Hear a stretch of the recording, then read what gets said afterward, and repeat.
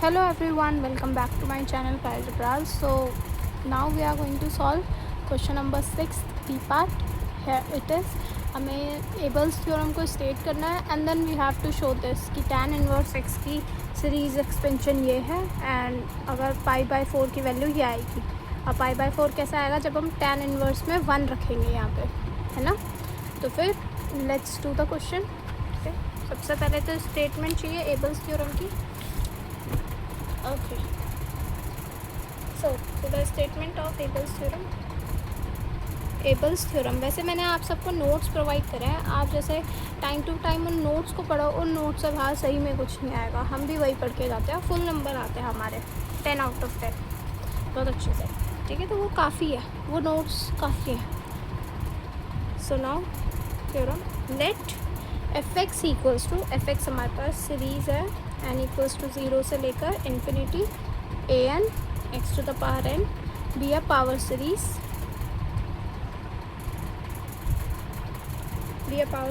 With finite positive radius of convergence को मैं ROC लिख दूँ. With finite radius of convergence r. if the series converges at x equals to r, then f is continuous at x equals to r. And अगर x पे मतलब series जो है converge करेगी x इक्वल्स टू r पे, तो हमारा f जो है कंटिन्यूस हो जाएगा x इक्वल्स टू r पे. और अगर if the series converges at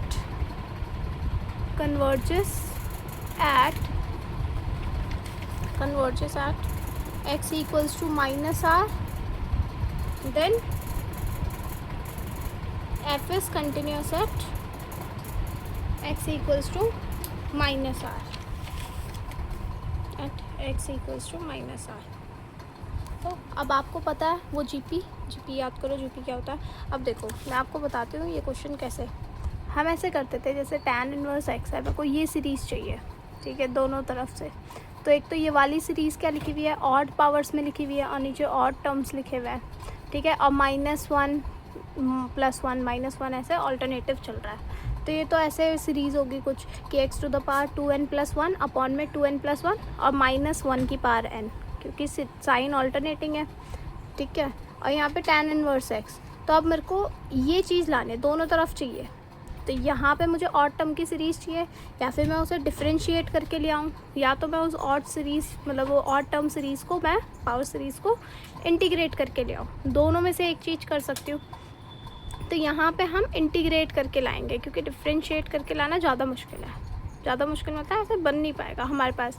तो हमारे पास नॉन सीरीज़ वो जीपी वाली है, हम जीपी वाली का यूज़ करेंगे. देखो tan इनवर्स x का अगर आप किसका इंटीग्रेशन होता है 1/1 + x². ठीक है, उसको जब आप इंटीग्रेट करोगे तो ये आ जाएगा आपके पास डायरेक्टली.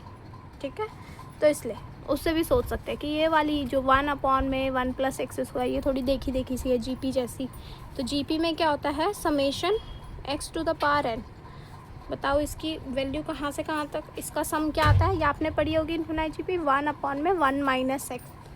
ठीक है, तो अगर अब हम इसमें सब्सटीट्यूट फॉर mod x <1, ठीक है, substitute.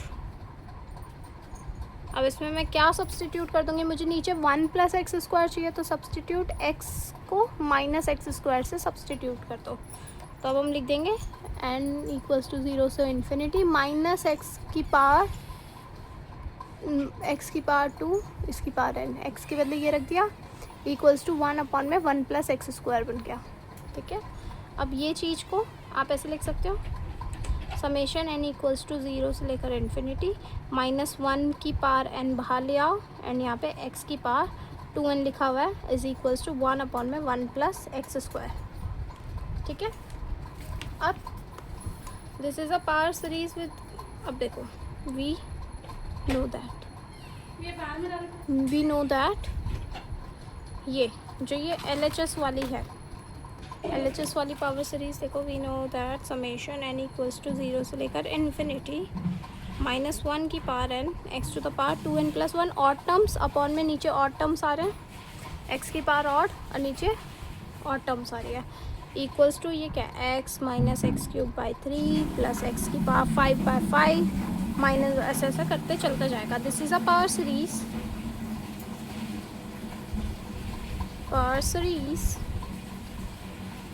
With radius of convergence equals to 1. ठीक है, ये पावर सीरीज है with radius of convergence equals to 1. Now integrating, अब इस वाले पार्ट को, कहाँ गया ये वाले पार्ट को, हम क्या करेंगे, टर्म बाय टर्म इंटीग्रेट करेंगे. Integrating term by term where f x equals to, f x क्या है हमारा, समेशन एन इक्वल्स टू 0 से लेकर इन्फिनिटी -1 की power n x to the power 2n. तो हमारे पास क्या बनेगा, वी गेट, हमारे पास आ जाएगा समेशन n इक्वल्स टू 0 से लेकर इन्फिनिटी -1 की पावर n. और देखो यही वाला फंक्शन आ जाएगा, ये वाला x की पावर 2n+1 अपॉन में 2n+1 which is equals to summation 0 से लेकर x 1 + t², है ना. ये चीज़ है किसके बराबर, 1 अपॉन में 1 + t². तो इंटीग्रेट कर रही हूँ, चेंज ऑफ वेरिएबल करा है बस, 1 + t² dt लिख दिया, जो कि इक्वल किसके है, tan inverse x such that mod x is less than 1. ठीक है, इतना पार्ट ठीक है. अब इसके बाद ओके, सो हमारे पास क्या आ गया, देयरफॉर tan इनवर्स x हमारे पास आ चुका है. कैमरा tan इनवर्स x हमारे पास आ गया समेशन n इक्वल्स टू 0 से लेकर इन्फिनिटी -1 की पावर n, अच्छा, -1 to the power n x to the power 2n+1 upon में 2n+1 equals to x minus x cube by 3. ये हमारी सीरीज, देखो ये वाला पार्ट तो हो गया हमारा थोड़ा सा, ठीक है. For mod x less than 1. अब देखो एक और चीज़ नोट करो, since summation n equals to 0 से लेकर infinity -1 to the power n x to the power 2n जो था 1 अपॉन में 1 + x² था, इसके बराबर, जिसका कॉमन रेशो क्या था बताओ ज़रा. Common ratio is -x². ठीक है, तो for x equals to 1 the power series 2, ये वाली जो है ना, ये वाली second equation, the power series on right hand side, जो ये राइट हैंड साइड पे पावर सीरीज है, और सेकेंड टेक्स द फॉर्म, ये कैसी फॉर्म ले लेगी, 1 पे रख के देखो इसे, 1 -1/3 + 1/5 -1/7 डॉट डॉट डॉट ऐसे करके, जो कि क्या है, विच इज़ कन्वर्जेंट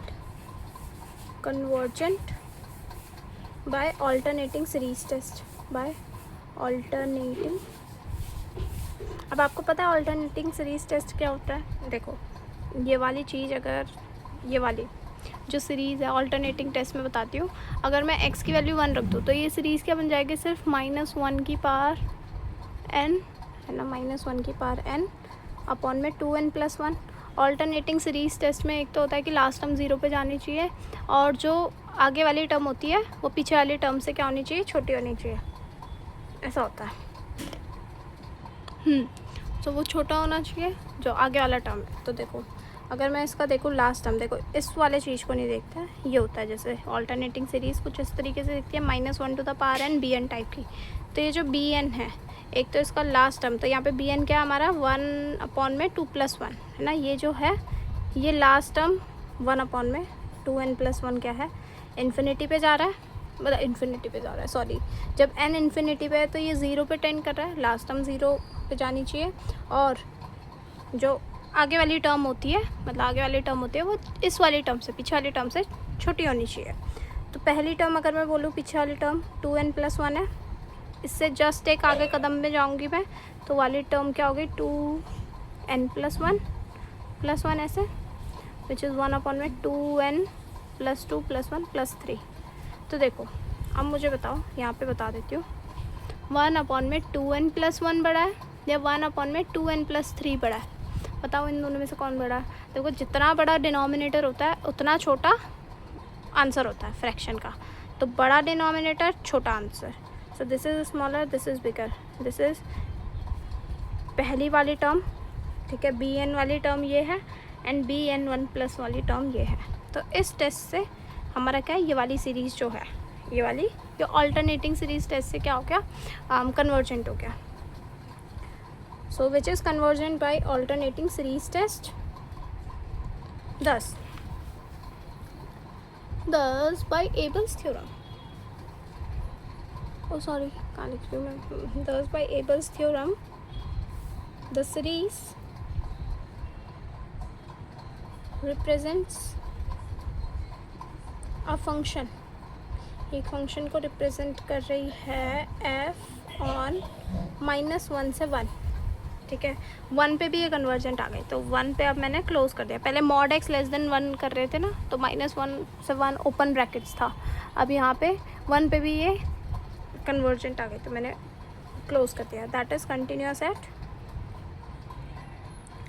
x = 1, ठीक है। तो ये जो the function tan inverse x, ये भी कंटिन्यूस है, is also continuous at x = 1.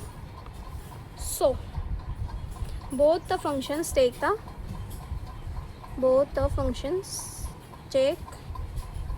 the same value at x = 1. दोनों के दोनों फंक्शंस x = 1 पे सेम वैल्यू लेंगे। तो tan इनवर्स 1 जो है which is equals to f1, tan inverse, बताओ tan इनवर्स 1 की वैल्यू कब होती है? जब tan π/4 होता है ना। डायरेक्टली मैं तो π/4 लिख देती, पर ठीक है ऐसे लिख दिया, = 1 - 1/3 + 1/5 - 1/7 ... तो इसका आंसर π/4 आ गया। π/4 की वैल्यू क्या हो गई, ये। हेंस प्रूव्ड, आपने सीरीज़ ऊपर प्रूव कर दी थी यहाँ पे, ठीक है। ये सीरीज़ यहाँ प्रूव हो गई थी ऊपर, ये अब हमारी π/4 की वैल्यू यहाँ से आ गई। तो हेंस प्रूव्ड इतना ही आपको इसमें करना था, ठीक है, इतना ही था। टैन स्टेट करनी थी एबल्स थ्योरम, tan इनवर्स x की सीरीज़ बतानी थी कैसा आएगी, अब π/4 पे वैल्यू उसकी ये बतानी थी कि π/4 ऐसा लिखा जा सकता है, ठीक है। आई होप सो आपको समझ आया होगा। Like share and subscribe. कोई भी आपके डाउट्स होंगे तो मुझे कमेंट सेक्शन में ज़रूर बताना कि दीदी हमें ये समझ नहीं आया, ठीक है। Bye bye.